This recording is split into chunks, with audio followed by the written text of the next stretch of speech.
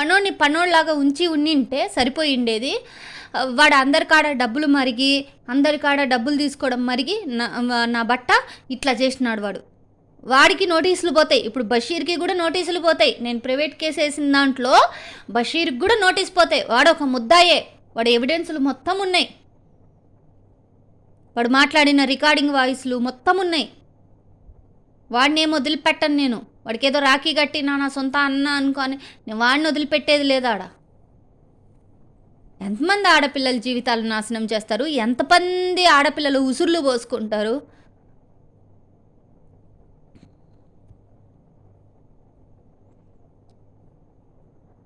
ఆడపిల్లల్ని కని రోడ్డు మీద తేరగా కని పడేసినారా.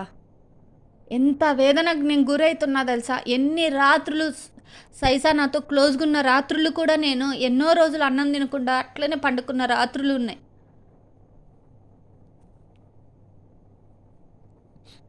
నిద్ర లేక, తిండి లేక ఎంత వేదనకు గురయ్యానంటే అంత వేదనకు గురయ్యాను.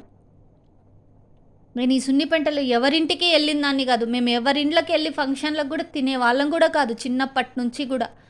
అట్లాంటిది మాకేంది కర్మ, ఈ దుస్థితి ఏంది అసలు ఏంది అని నాకు అసలు ఇప్పటికీ అర్థం కావట్లే. ఒక నీచకుడు, ఒక కీచకుడు ఏమో ఆ నజీర్ గాడు అన్ని మాటలు మాట్లాడతాడు. సరే, ఆ కొవ్వూరు శివప్రసాద్ని వేణుగోపాల్ రెడ్డి గారు ఉండగా శ్రీశైలంలో అప్పుడే పోలీస్ స్టేషన్ స్టార్ట్ చేస్తున్నారు. మా డాడీయే దానికి ఓపెనింగు. గులకర్రాళ్ళు, సిమెంటు బస్తాలు వేసి 3-4 రోజులు నడిపించిండు. మరి అవన్నీ చెప్పుకోరే, అవన్నీ ఎందుకు చెప్పుకోరు వాళ్ళు? 3 సార్లు నేను స్టేషన్లో చెప్పుతో కొట్టినాను కొవ్వూరు శివప్రసాద్. అవెందుకు చెప్పుకోరు జనాలకి? వాడికే వాడి పిల్లలకి పెట్టడానికి తిండికి గతి లేదు. వాడు నాకు డబ్బులు ఇస్తాడా? ఎక్కడి నుంచి తెచ్చిస్తాడు? ఏం చేసి ఇస్తాడు? వాడే ఒక పేకాట మట్కా గుట్కాలాడే బతుకు వాడి బతుకులో నా చెప్పు. వాడు ఎదురుగా రమ్మనండి చెప్తా. బస్టాండ్ సెంటర్లో కొవ్వూరు శివప్రసాద్ ఫ్యామిలీ వస్తే నేను చెప్తా వాడి జీవిత చరిత్ర ఏంటని. వాడు వెనక నుంచి మాట్లాడటం కాదు, వాడి ఫ్రెండ్స్ వాళ్ళు, ఆ బ్రహ్మారెడ్డి కానీ వాళ్ళు కానీ వెనక నుంచి కాదు మాట్లాడడం, ముందుకు వచ్చి మాట్లాడితే నేను చెప్తా ఆన్సరు. నాకాడ పక్కా ఎవిడెన్సులు ఉన్నాయి. గాలి మాటలు, గాలి కూతలు కాదు. కరెక్ట్గా మాట్లాడితే కరెక్ట్ సబ్జెక్ట్ ఉండాలా, థీరీ ఉండాలాడ.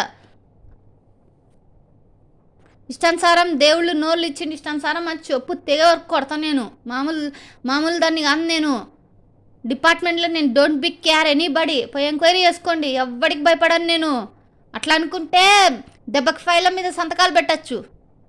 పెద్ద వాళ్ళకైనా మా వాళ్ళకే భయపడను. ఇట్లాంటి తుపాసనా కొడుకులకు నేను భయపడతానా?